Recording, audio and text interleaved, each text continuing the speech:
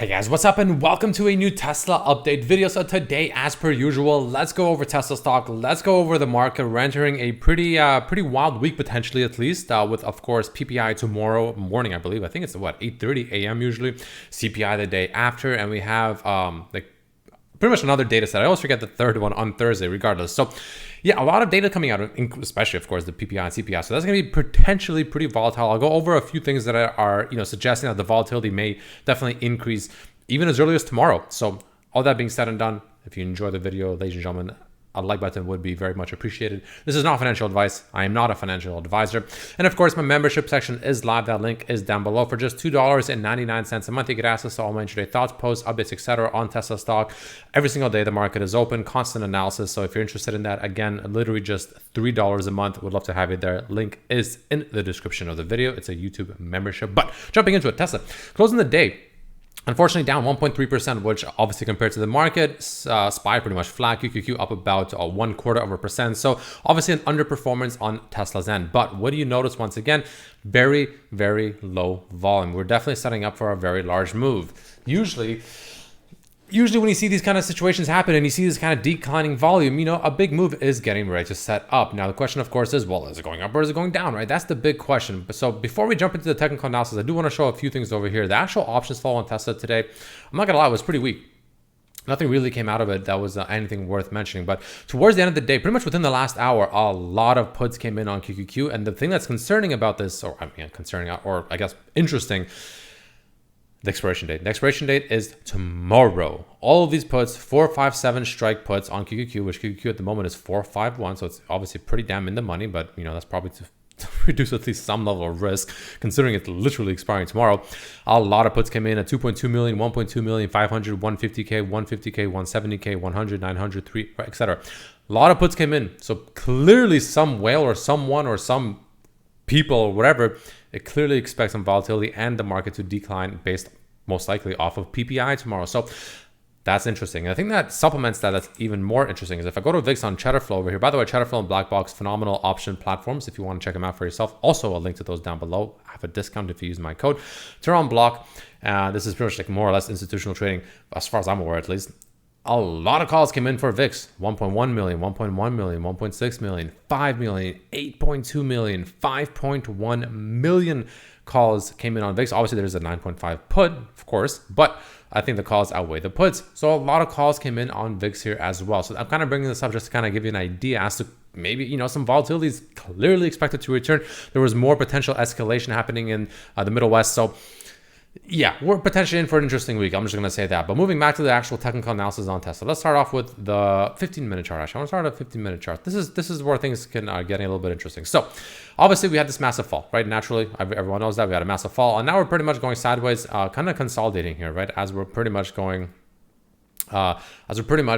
Consolidating and kind of getting tighter. We did actually make this a little bit of a lower low here. So, definitely shows a little bit of sign of weakness, but nonetheless, we're pretty much just zigzagging in between, getting tighter and tighter and tighter. And pretty much once we break out of this, should suggest the next move. So I'll explain what I see and what I can expect from, based on which level breaks essentially. So one issue I have with trend lines, like I always mention, is the fact that, well, you can always have, before today, you could have easily had the trend line like this. We broke down below it. You can see right here, pretty much literally this morning, came back up to retest that. And now we're just going sideways before potentially moving back down even further, which again, according to the options flow that we've seen, clearly some movement to the downside is at the moment expected. For instance, Blackbox is showing Tesla is the most bearish confirmed flow for today at 24 million. So, that is a bit of a concern, but this is why trend lines, it's like, well, before you could have had it like this, which connects from here. And, it was bearish. We broke down, came back, retested it, and now we're just consolidating before moving potentially, down even further. Or you could be like, no, you know what? I don't like that. I want to put it like this instead. And we're still technically within this range.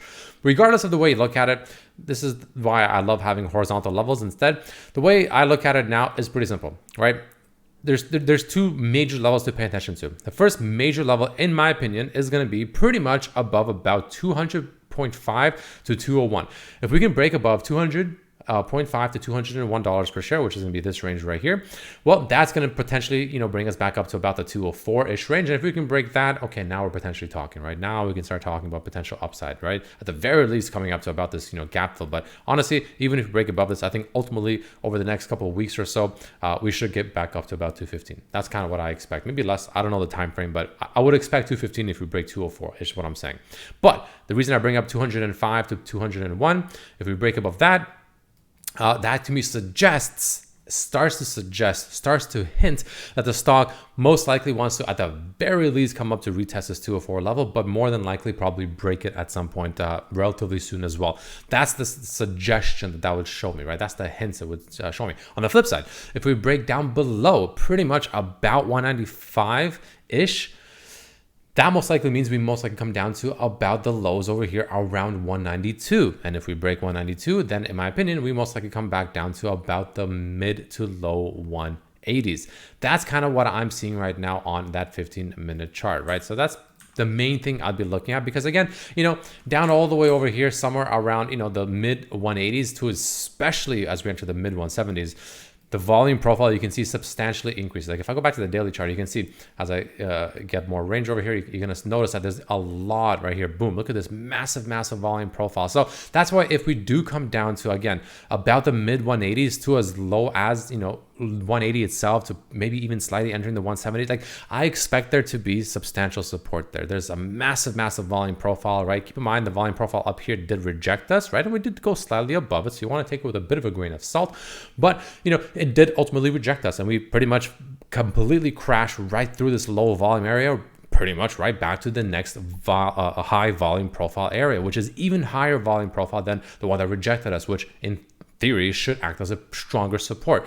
So again, personally, as of right now, I'm not gonna lie, I am a little bit on the more bearish side. I'm not 100% bearish or anything like that, but if I had to pick a direction, I do expect us to come down to about honestly the mid to low 180s. That's my current expectation. Obviously, if we break above those levels I mentioned just before, obviously I think the upside is more favorable now. But because we're still technically in a bearish trend here, we're still in this downward channel.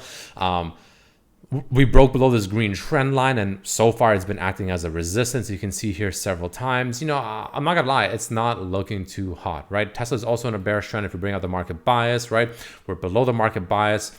But interesting enough, if we do break above that 204 range, let's just say, and we do come up to my 215 area that I do expect a rejection at, that would be essentially a retest of this market bias, which I pretty much expect a rejection, which is pretty much what NVIDIA is doing right now. I'll talk more about that in my video coming up later today.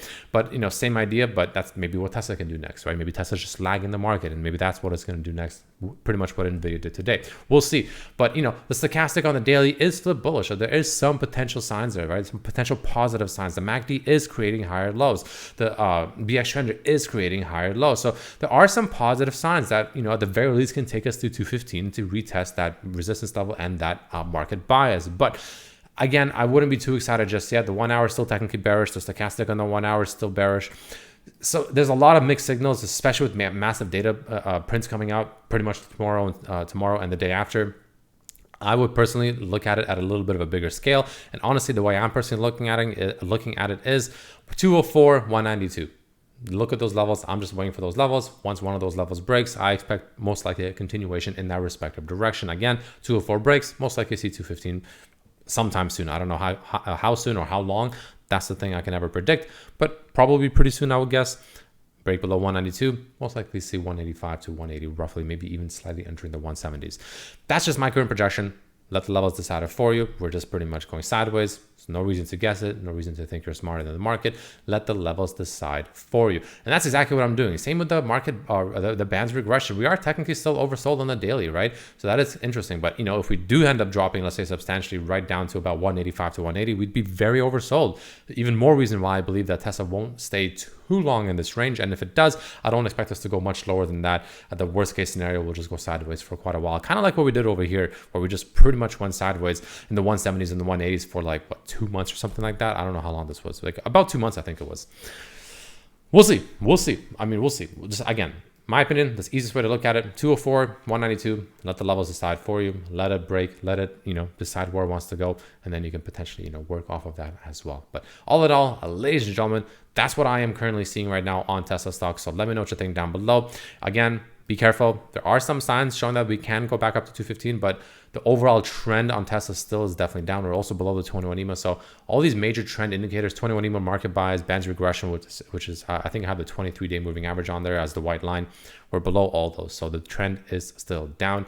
Doesn't mean we can't go up, but the trend at the moment is still down. But all that being said and done, ladies and gentlemen, thanks for watching, and I'll see you for the next one. Peace.